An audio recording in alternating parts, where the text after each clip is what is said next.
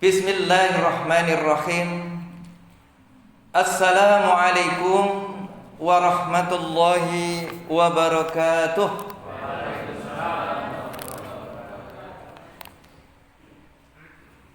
Innal hamdalillah nahmaduhu wa nasta'inuhu wa nastaghfiruh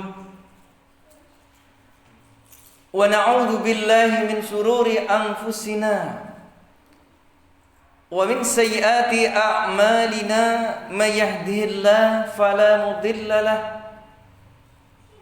wa may yudlil fala hadiya lahu. Ashhadu an la ilaha illallah wahdahu la syarika lahu wa ashhadu anna Muhammadan abduhu wa rasuluh la nabiyya ba'dah. Allahumma salli wa sallim wa barik ala Muhammad wa ala alihi wa ashabihi wa man tabi'ahum bi ihsan ila yaumiddin, amma ba'd.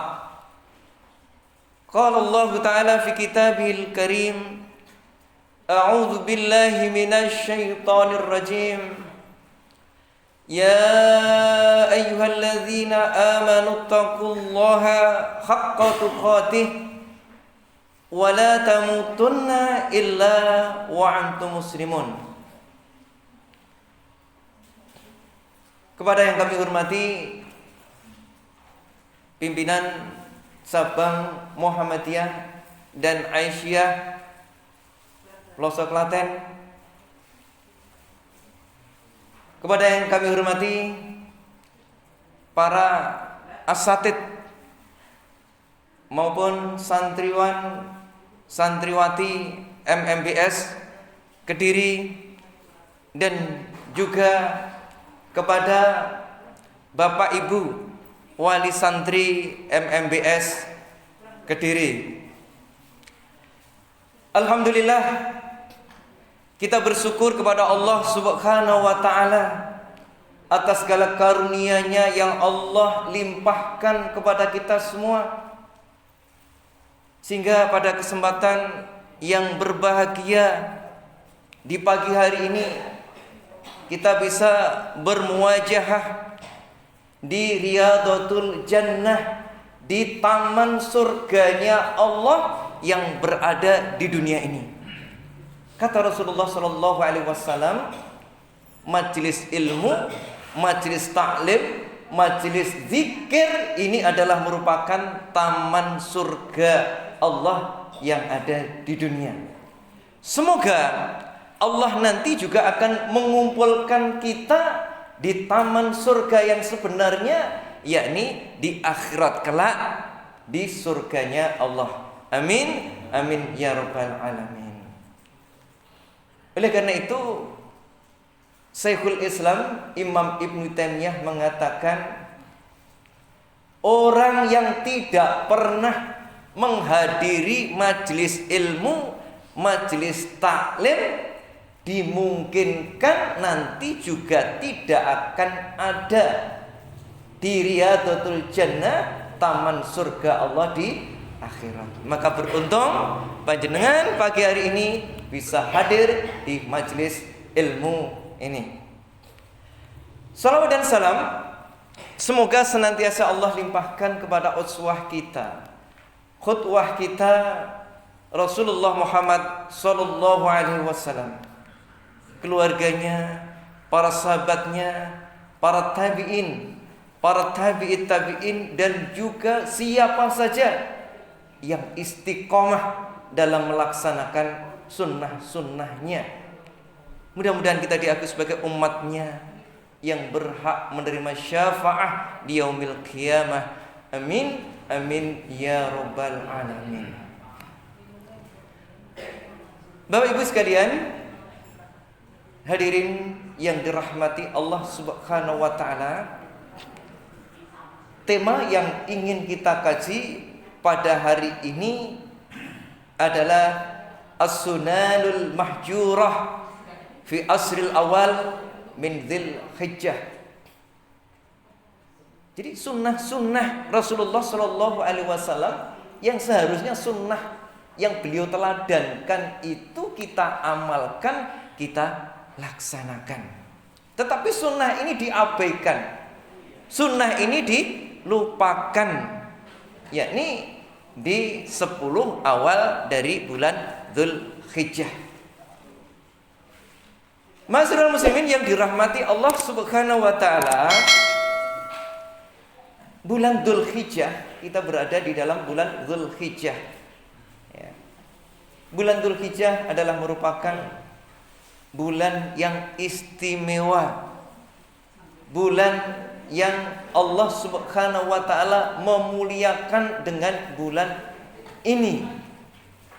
Kadangkala di tengah-tengah kaum muslimin, ya, kalau di luar bulan Ramadan seolah-olah ini dianaktirikan, mau beramal yang sungguh-sungguh ketika di bulan Ramadan.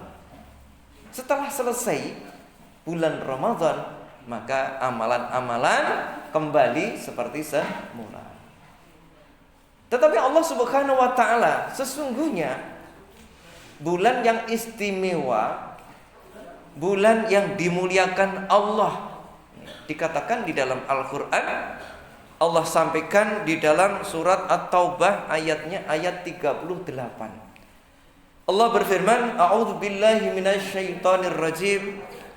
Inna idatash syuhur indallah 12 syahran fi kitabillah yauma khalaqas samawati wal arda minha arba'atun hurum dzalika dinul qayyim fala tudlimu fihinna anfusakum ila akhiril ayat. Allah Subhanahu wa taala mengatakan sesungguhnya bilangan pada sisi Allah itu ada 12 bulan yang Allah sudah tetapkan ketika Allah menciptakan langit dan bumi. Di antaranya 4 bulan ini adalah 4 bulan yang haram, 4 bulan yang istimewa, 4 bulan yang dimuliakan Allah. Nah, apa 4 bulan yang Allah muliakan? Di antaranya bulan apa Bu? Pak? Dzulqa'dah, Dzulhijjah, terus Muharram, Rajab, Mudhar. Sehingga 4 bulan ini Allah Subhanahu wa taala memuliakan. Barang siapa yang beramal di bulan-bulan tersebut, termasuk di bulan Dzulhijjah ini, Allah akan lipat gandakan. Tetapi sebaliknya, siapa yang ketika di bulan haram ini berbuat dosa, berbuat kezaliman, juga akan dilipat gandakan dosanya. Ya. Ma'asyiral muslimin yang dirahmati Allah Subhanahu wa taala, bahkan di dalam satu hadis sahih Rasulullah sallallahu alaihi wasallam bersabda di dalam hadis Bukhari dan Muslim, "Syahrani la yanqusani syahran 'id."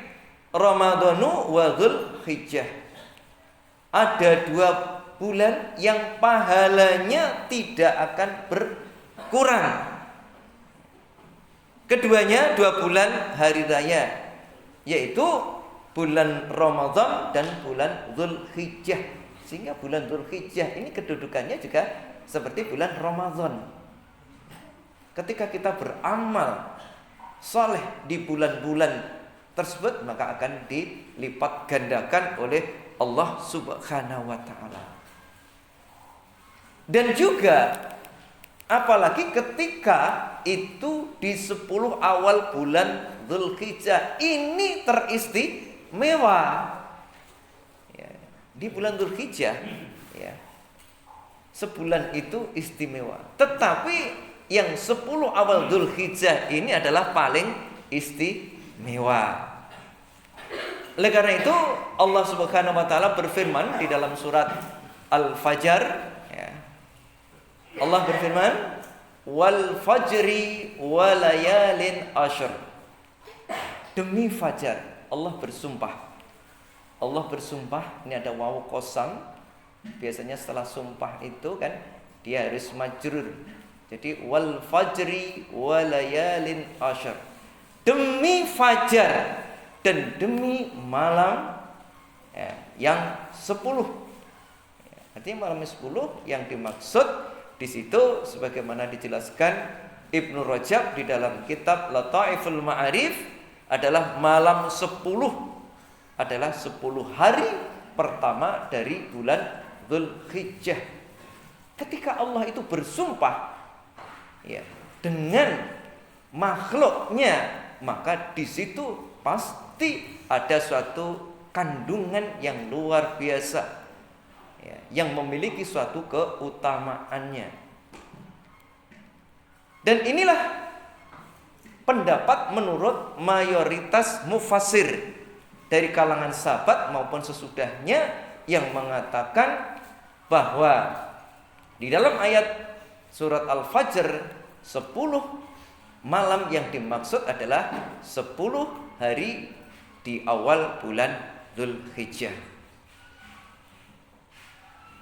Ma'asyiral muslimin yang dirahmati Allah Subhanahu wa taala,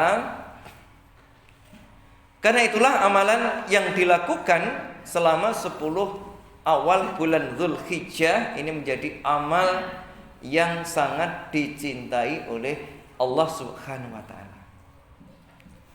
Tetapi hadirin sekalian yang dirahmati Allah Subhanahu wa taala, nampaknya sunnah-sunnah yang diteladankan oleh Rasulullah sallallahu alaihi wasallam ini kadang oleh sebagian kaum muslimin ini dilupakan atau terabaikan. Nah, sunnah-sunnah apa yang seharusnya dilaksanakan tapi terabaikan di 10 awal dari bulan Dzulhijjah? As-sunnatul ula, sunnah yang pertama yang seharusnya dilaksanakan tapi ini diabaikan, ad-du'a inda ru'yatil hilal fi awali Dzulhijjah. Yang pertama adalah berdoa ketika ru'yatul hilal, ketika melihat hilal di awal bulan Dzulhijjah. Ketika masuk bulan Dzulhijjah, jadi malam Kamis ketika sudah matahari tenggelam masuk di saat maghrib, di situ sudah masuk yang kemarin 1 Dzulhijjah. Ini disunahkan kita untuk berdoa. Kinten-kinten panjenengan sampun berdoa napa dereng, Pak, Bu? Dereng. Nah, ini sunnah yang diteladankan oleh Rasulullah sallallahu alaihi wasallam. Kadang ini dilupakan. Ini. Nah, Rasulullah sallallahu alaihi wasallam di dalam hadis sahih di dalam Sunan At-Tirmidzi yang ini hadis ini adalah hadis hasan. Hasan itu adalah masuk kriteria pada hadis sahih. Nah, Rasulullah sallallahu alaihi wasallam beliau bersabda, kana Nabi sallallahu alaihi wasallam idza ra'al hilal, bahwasanya Rasulullah SAW ketika dia melihat hilal, ketika sudah memasuki hilal di awal bulan Qamariyah, yakni diantaranya adalah bulan Dzulhijjah ini, Rasulullah ajarkan suatu doa. Doanya apa? Allahumma ahillahu alaina bil yumni wal iman wasalamah wal Islam Rabbi wa Rabbukallah. Ini doa beliau. Ini harus dihafal. Jadi ketika di awal bulan Qamariyah masuk, kita berdoa dengan doa tersebut. Yang artinya, ya Allah, tampakkan kepada kami, perlihatkan kepada kami dengan keimanan, dengan keselamatan, aman dan Islam, Tuhanku dan Tuhan engkau, yakni adalah Tuhan Qamar, Tuhan bulan ini adalah Allah. Nah, ini doa yang diajarkan oleh Rasulullah sallallahu alaihi wasallam yang harus kita amalkan. Ketika kita menteladani apa yang diajarkan Nabi Shallallahu Alaihi Wasallam sesungguhnya itu adalah implementasi kecintaan kita pada Rasulullah, kecintaan kita kepada Allah.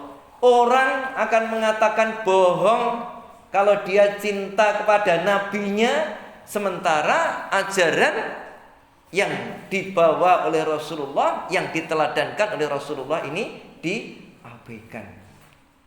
Makanya Allah Subhanahu wa ta'ala katakan, "Qul in kuntum tuhibbunallah fattabi'uni yuhibbukumullah wa yaghfir lakum dzunubakum."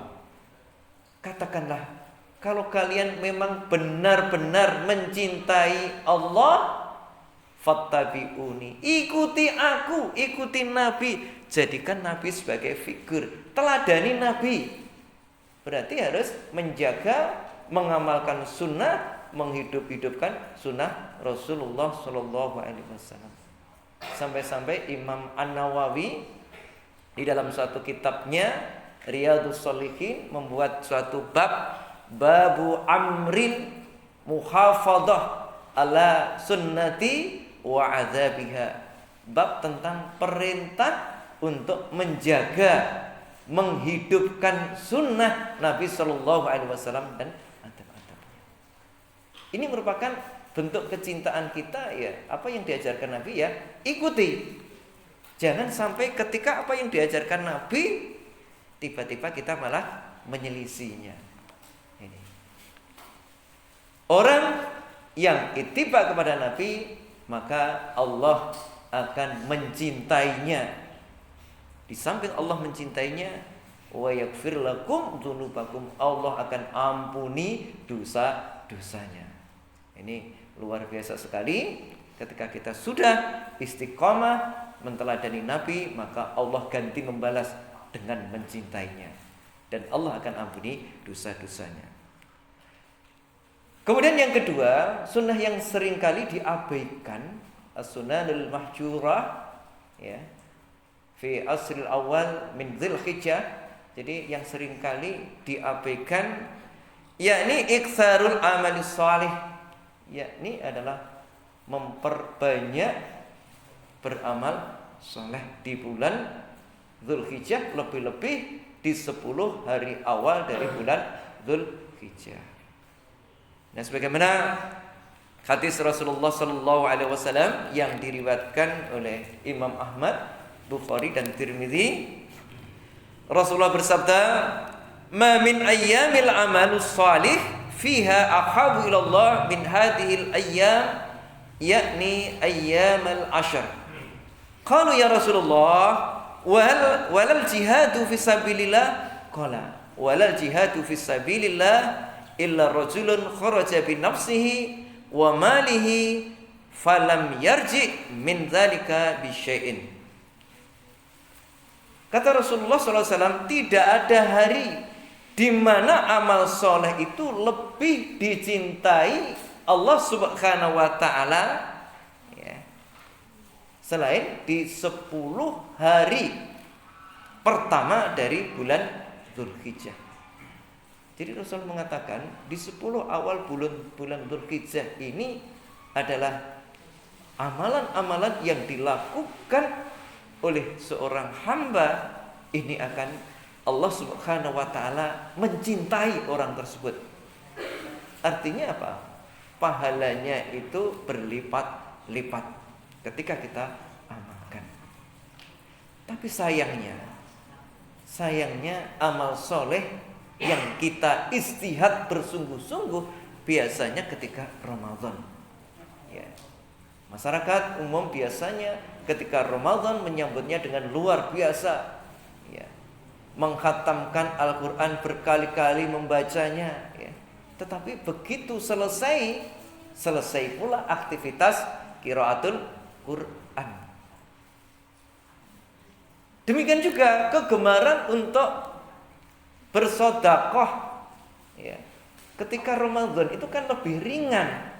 Tetapi kenapa di bulan yang lain seperti Dzulhijjah, padahal kedudukannya sama, bulan istimewa, bulan yang dimuliakan Allah, pahalanya yang berlimpah-limpah.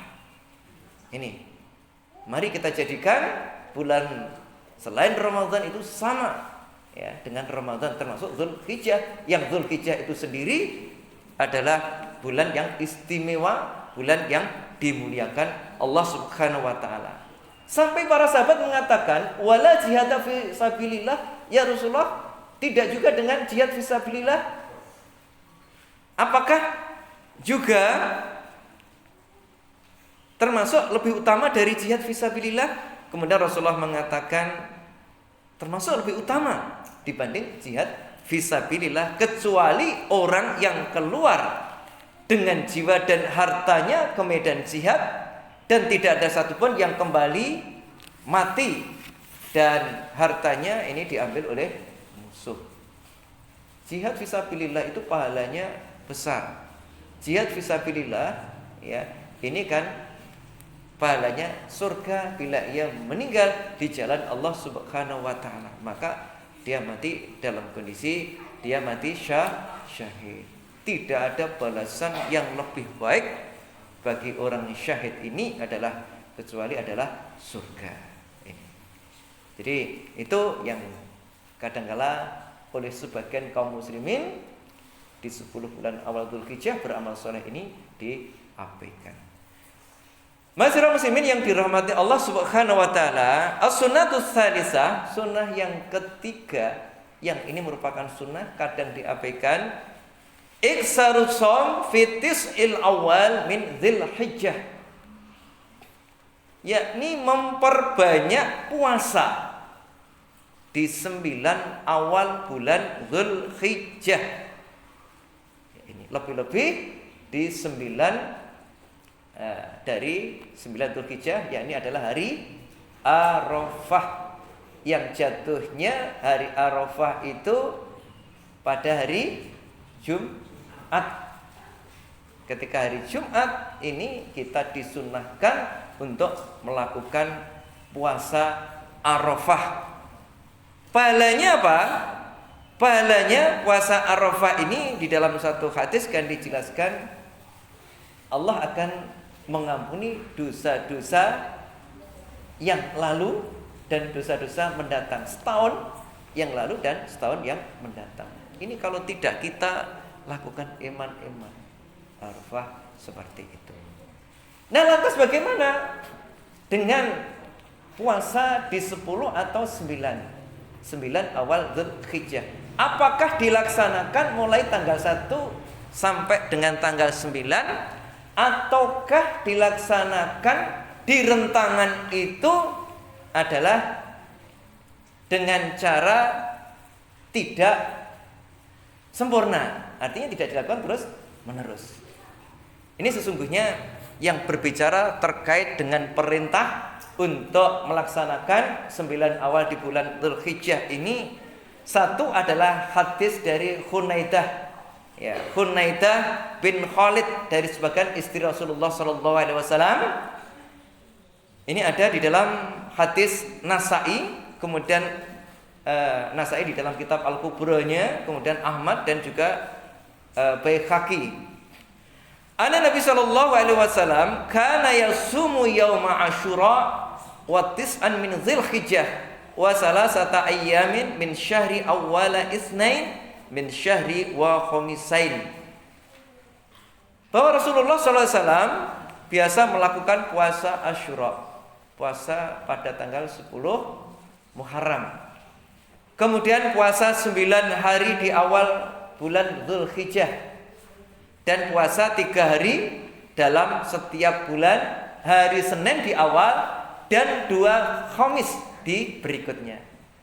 Di pertama Senin pertama, kemudian Kamis berikutnya, Kamis yang pertama, kemudian Kamis yang kedua. Tetapi sayang Bapak Ibu sekalian yang dirahmati Allah, yang menyatakan terkait dengan amaliyah 1 sampai 9 dilakukan dengan sempurna, ini adalah hadisnya adalah ittirab, hadis yang muttarib. Muttarib itu hadis yang goncang, yang berporos pada Hunaidah bin Khalid. Sehingga laisa bihil hujjah, tidak boleh menjadikan ini sebagai hujjah. Yang pertama. Kemudian hadis yang kedua berasal dari Hafsah. Siapa Hafsah itu? Hafsah istri Nabi Shallallahu Alaihi Wasallam. Beliau itu mengkabarkan, ini ada di dalam kitab An-Nasa'i, di dalam kitab Al-Kubranya, nomor hadis 197 sampai 198. Kemudian di dalam kitab Al-Musnad Imam Ahmad, nomor hadis 25.919. Kemudian di Ibnu Hibban, ini nomor hadis 332 sampai 333. Demikian juga At-Tabrani di dalam kitab Al-Awsatnya, nomor hadis 7.831. Dan ini masih banyak perawi-perawi lain yang meriwayatkan hadis ini yang berasal dari Hafsah. Nah, hadis dari Hafsah itu bagaimana? Ya, bunyinya arba'un lam yakun yad'uhunna an-nabi sallallahu alaihi wasallam siyam asyura wal asr wa salasata ayyami min kulli syahrin wa rak'ataini qoblal ghada. Ini 4 hal yang tidak pernah ditinggalkan oleh Rasulullah SAW, yaitu puasa Asyura, ya, 10 di bulan Muharram, kemudian puasa 10 hari di awal bulan Dzulhijjah. Jadi dalamnya itu memang ada yang namanya Hunaidah bin Khalid meriwayatkan kadangkala 9 di awal Dzulhijjah, kadangkala 10 di awal Dzulhijjah. Kalau 10 juga nggak mungkin, karena 10 kan hari Nahr yang kita dilarang berpuasa. Ini. Kemudian puasa 3 hari dalam setiap bulan dan 2 rakaat sholat sunnah qoblal ghada, yakni sebelum subuh, ya, karena pahalanya luar biasa ketika kita melaksanakan sholat sunnah fajar ini.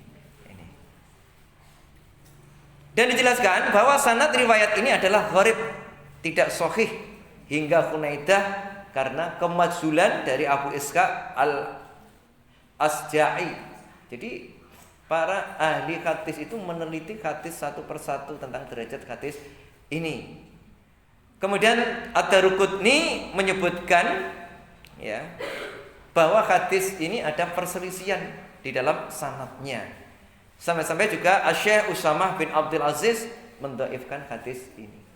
Sehingga hadis yang menyatakan puasa dengan sempurna 1 sampai 9 itu adalah berarti derajatnya adalah dhaif, bertentangan dengan hadis sahih di dalam kitab Muslim yang berasal dari Ibu Aisyah.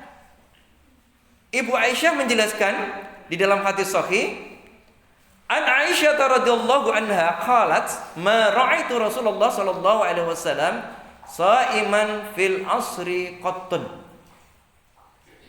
Ya, Rasulullah mengatakan Rasulullah mengatakan, Ibu Aisyah mengatakan, qalat Ibu Aisyah, ma ra'aitu Rasulullah sallallahu alaihi wasallam, aku tidak melihat Rasulullah sallallahu alaihi wasallam shaiman berpuasa fil asri, yakni di 10 awal Dzulhijjah itu qattun sama sekali. Nah, hadis ini sahih, hadis yang berasal dari Hunaidah dari istri Nabi dhaif, hadis yang berasal dari Hafsah juga dhaif, meskipun hadis yang berasal dari Hafsah ini ada yang mensahihkan, Albani mensahihkan, tapi ulama-ulama yang lain mendhaifkan karena bertentangan dengan hadis sahih dari Ibu Aisyah. Nah, kemudian bagaimana thariqatul jam'inya? Ini Imam Ahmad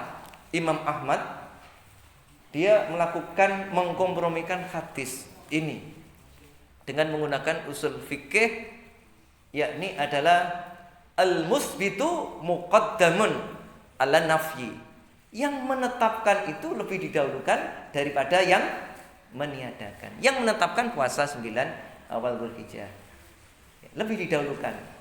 Tetapi sesungguhnya hadis itu antara sahih dan dhaif. Tetapi Imam Ahmad mencoba seperti itu. Bisa dilihat di dalam kitab Lataiful Ma'arif, Ibnu Rajab mengupasnya. Jadi yang dimaksud di situ penjelasan dari Imam Ahmad, Yang dimaksud bahwa hadis daripada Hafsah itu adalah bahwa Rasulullah tidak melaksanakan puasa di 9 awal Dzulhijjah itu dengan sempurna. Artinya ya puasa ya tidak, ya puasa ya tidak.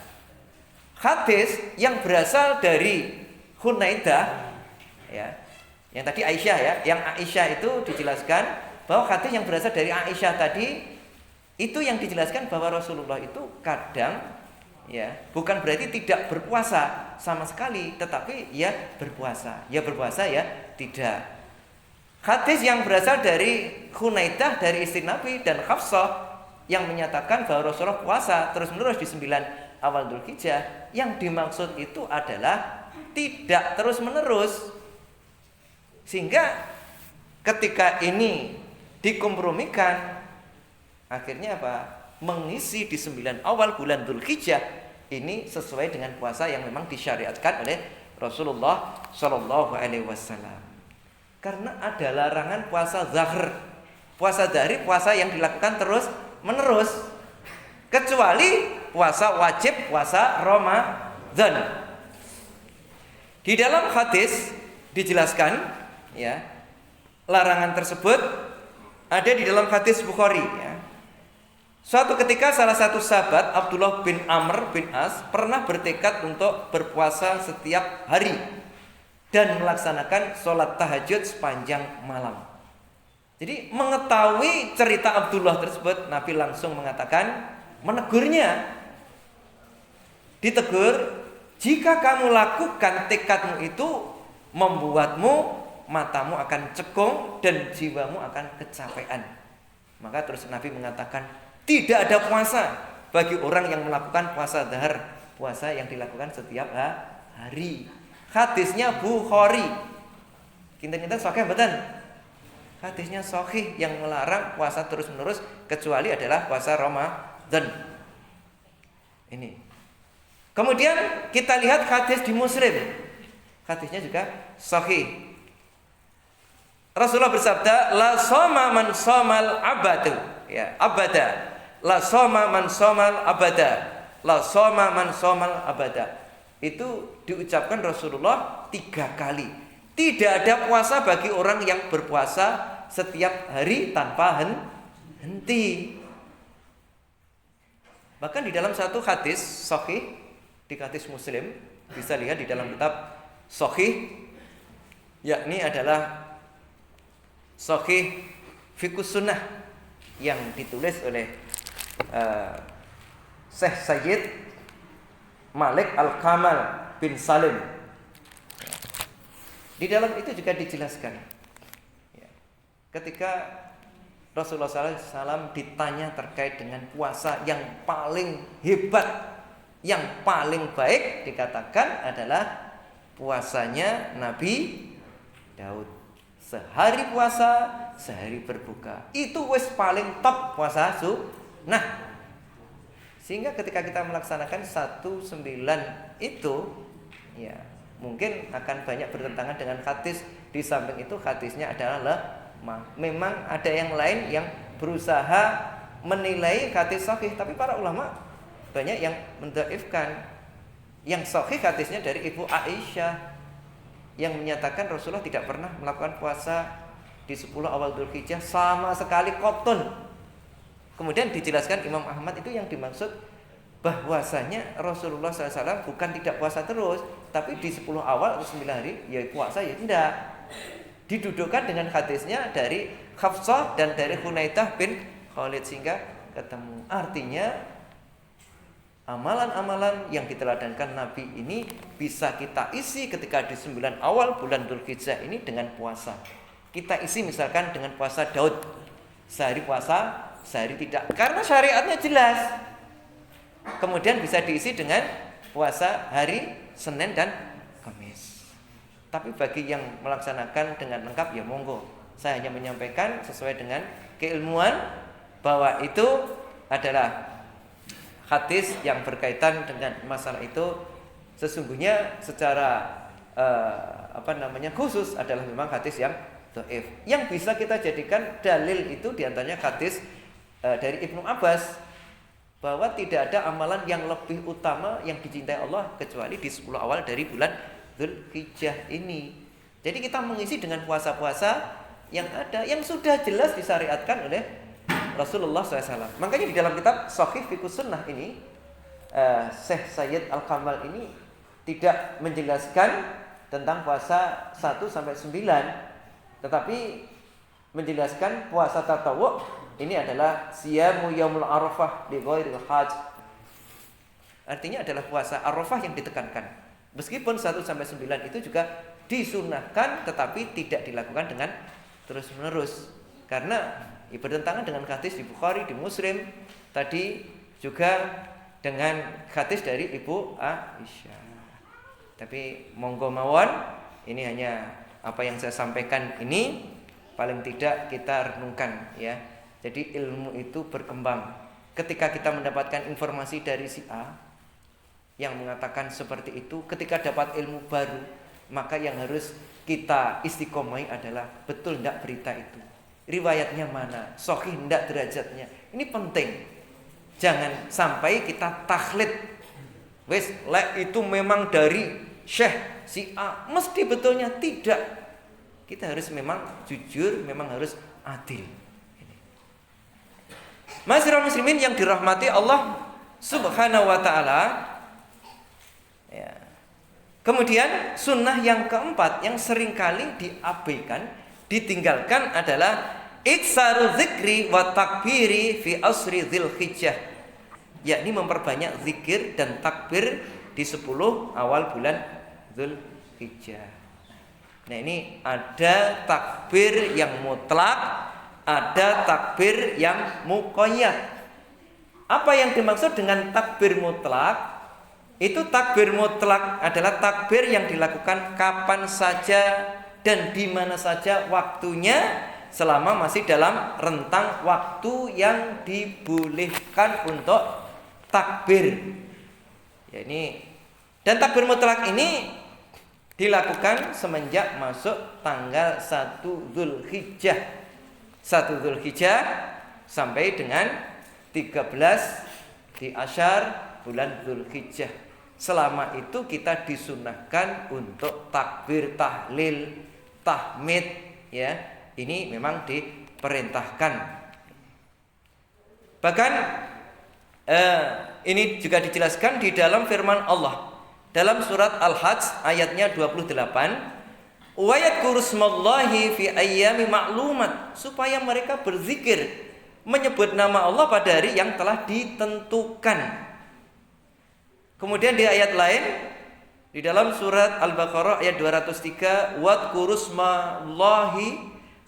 smallaha fi ayyamin ma'dudat, dan berzikirlah dengan menyebut Allah dalam beberapa hari yang berbilang. Kemudian Ibnu Abbas mufassir ya, yang didoakan oleh Rasulullah agar dia itu adalah faham dengan Al-Quran, seringkali disebut tarjumatul Quran. Ibnu Abbas mengatakan wadkurullaha fi ayyami ma'lumat, yang dimaksud itu adalah ayyamul ashr. Jadi yang dimaksud hari yang ditentukan di dalam surat Al-Hajj ayat 28, yang dimaksud itu adalah berzikir, perintah zikir di 10 awal bulan Dzulhijjah. Kemudian wal ayyamu ma'dudat ayyamut tasyrik. Kemudian beberapa hari yang berbilang, ini yang dimaksud adalah hari tasyrik, yakni tanggal 11 sampai 13 Dzulhijjah. Ini hadis Bukhari ya, yang dijelaskan tadi dari Ibnu Abbas tadi. Sehingga dalam rentangan 1 masuk ketika 1 Dzulhijjah hingga sampai 13 Dzulhijjah, tasyrik yang terakhir disunahkan untuk takbir secara mutlak. Termasuk Umar bin Khattab. Umar bin Khattab di dalam hadis Bukhari itu bertakbir dengan suara yang keras, yakni ketika ke pasar. Di pasar hingga suaranya keras didengar oleh warga kampung, masyarakat. Kemudian bersama-sama mereka takbir hingga di Madinah itu suaranya gemuruh karena takbir. Berarti suaranya kan dikeraskan ini. Ini takbir itu. Tetapi kadangkala ketika kita mengamalkan sunnah itu dianggap orang yang tidak waras.